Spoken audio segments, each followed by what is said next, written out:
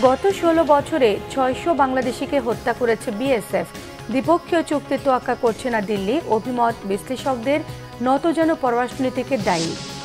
HMPV ভাইরাসের সংক্রমণের জেরে বেনাপোল ইমিগ্রেশনে সতর্কতা। ভারত ফেরত যাত্রীদের করা হচ্ছে স্বাস্থ্য পরীক্ষা। দেখছিলেন ক্রাউন সিমেন্ট সংবাদ শিরোনাম। গত ১৬ বছরে প্রায় ৬০০ বাংলাদেশি হত্যা হয়েছে ভারতের সীমান্তরক্ষী বাহিনী বিএসএফের গুলি কিংবা নির্যাতনে। প্রতিবেশী বাংলাদেশের ক্ষেত্রে হলেও অন্য প্রতিবেশী চীন বা নেপাল সীমান্তে তা অসম্ভব। দাদাগিরি ফলাতে বাংলাদেশ অংশে সীমান্ত হত্যায় আন্তর্জাতিক আইন ও দ্বিপক্ষীয় চুক্তি তোয়াক্কা করছে না ভারত। দেশি বিদেশি চাপ সৃষ্টির পাশাপাশি দেশের ভেতরে এই ইস্যুতে জনমত গড়ে তোলার তাগিদ দিয়েছেন বিশ্লেষকরা। রিপোর্ট করছেন সৈয়দ আব্দুল মুহিত, ছবি তুলেছেন ইসমাইল হোসেন পলাশ। বাংলাদেশ ভারত সীমান্তে একজন বাংলাদেশিকে আটকের পর উলঙ্গ করে নির্দয়ভাবে পেটাচ্ছে ভারতীয় সীমান্তরক্ষী বাহিনী বিএসএফ। ১২ বছর আগে এমন ভিডিও নেট দুনিয়ায় ছড়িয়ে পড়লে ভারতের বিরুদ্ধে ক্ষোভে ফুঁসে ওঠে দেশের মানুষ। বন্ধু রাষ্ট্রের বিএসএফ সদস্যদের এমন নিষ্ঠুর নির্যাতন দেশবাসীকে হতবিহ্বল করেছে, ভাবিয়েছে ভারতের বিবেকবানদেরও। এরপর সীমান্তে ১৩ বছরের কিশোরী ফেলানীকে হত্যার পর কাঁটাতারে ঝুলিয়ে রাখার দৃশ্য বিশ্ব বিবেককে নাড়া দেয়। মানবাধিকার সংগঠন অধিকারের তথ্য বলছে ২০২৪ সালের নভেম্বর পর্যন্ত ১৯ জন বাংলাদেশিকে সীমান্তে বিএসএফ গুলি কিংবা নির্যাতন করে হত্যা করেছে। একইভাবে ২০২৩ সালে ২৮ জন, ২০২২ সালে ১৮ জন, ২০২১ সালে ১৭ জনকে হত্যা করা হয়। এছাড়াও ২০০৯ থেকে ২০২০ সাল পর্যন্ত ৫০৬ জন বাংলাদেশিকে হত্যা করে বিএসএফ। অন্তর্বর্তী সরকার দায়িত্ব নেওয়ার পর সংখ্যায় কমলেও বন্ধ হয়নি সীমান্ত হত্যা। এত হত্যার পরও বিবেক নাড়া দেয়নি বিএসএফ সদস্যদের। ঢাকায় বিজিবি বিএসএফ প্রধানদের বৈঠকে প্রাণঘাতী অস্ত্র ব্যবহার না করার প্রতিশ্রুতি দিলেও কথা রাখেনি ভারত, বরং চোরাচালান ও আত্মরক্ষার অজুহাতে একের পর এক হত্যায় ব্যস্ত দেশটি। বিশ্লেষকরা বলছেন, বাংলাদেশ ভারত সীমান্তের বাস্তবতা বিশ্বের অন্যান্য দেশের সাথে মেলালে চলবে না, দেখতে হবে ভিন্ন দৃষ্টিতে। সীমান্ত হত্যা ও নির্যাতনের এক একটি ঘটনার পর সরকার নড়েচড়ে বসলেও তীব্র সমালোচনা হলেও কাজের কাজ কিছুই হচ্ছে না বলে আক্ষেপ তাদের। আন্তর্জাতিক আইন অনুযায়ী এভাবে সীমান্তে গুলি করা যায় না। বিএসএফ এবং বিজিবির মধ্যে যে বৈঠক হয়েছে সেখানেও কিন্তু বারে বারে এসছে যে এখানে কোনো প্রাণঘাতী অস্ত্র ব্যবহার করা হবে না।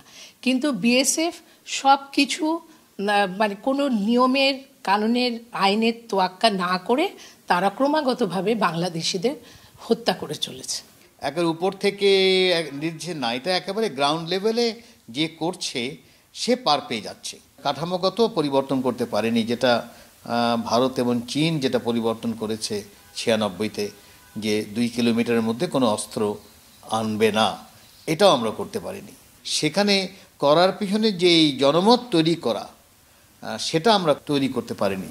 ৫ আগস্ট পরবর্তী নতুন বাস্তবতায় সীমান্ত রক্ষায় অন্তর্বর্তী সরকারের কঠোর অবস্থান বিজিবির মনোবল বাড়িয়েছে। এমন প্রেক্ষাপটে সীমান্ত হত্যা বন্ধে আলাদা কমিশন গঠনের পরামর্শ বিশ্লেষকদের। যে ইন্টারিম সরকার আছে তারা যদি একটা কমিটি বা কমিশন যদি একটা বসান যে আসলে কি করা যায়, এবং যেটা আমি বললাম যে একাধিক লেভেলে কাজ করা যায়, সেই জায়গাগুলো যদি শুরু করা যায় তাহলে হয়তো যেই নির্বাচিত সরকার যেটা আসবে সে তখন ওটাকে ক্যারি ফরওয়ার্ড করতে পারবে। নেপালে একজন নেপালি নাগরিককে হত্যা করার জন্য দেশের মানুষরা কিন্তু নেমে গিয়েছিল। বাংলাদেশে এই সচেতনতাটা না অনেক দরকার, যে সীমান্তে প্রতিনিয়ত আমাদের মানুষগুলোকে হত্যা করা হচ্ছে। এটা কিন্তু আমাদের সার্বভৌমত্ব প্রতি একটা হুমকি স্বরূপ। সীমান্ত হত্যা বন্ধে নতজানু পররাষ্ট্রনীতি থেকে বেরিয়ে আসারও তাগিদ বিশ্লেষকদের। সৈয়দ আব্দুল মুহিত, বাংলা ভিশন, ঢাকা।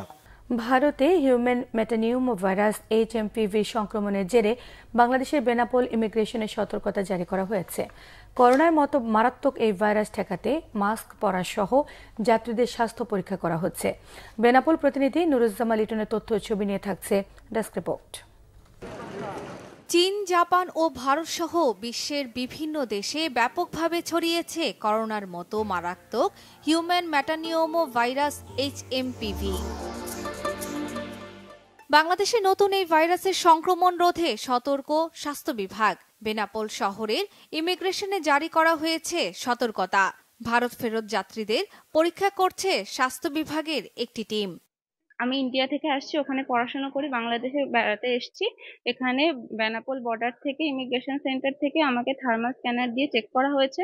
আমার জ্বর, ঠান্ডা, কাশি, সর্দি কিচ্ছু নেই। বেনাপোল এসে ইমিগ্রেশনে আমাকে কি ভাইরাসের টেস্ট চেক আপ করলো, তাতে আমার কোনো সিমটম পাইনি, সেই জন্য আমাকে রিলিজ ছেড়ে দিয়েছে। পড়াশোনা করি, এখানে স্টুডেন্ট, তো আমার এখানে থার্মাল চেক আপ হয়েছে এবং থার্মোমিটার দিয়ে চেক আপ হয়েছে। আমি আপাতত সুস্থ আছি, আমার কোনো রকম সর্দি কাশি বা জ্বর নেই।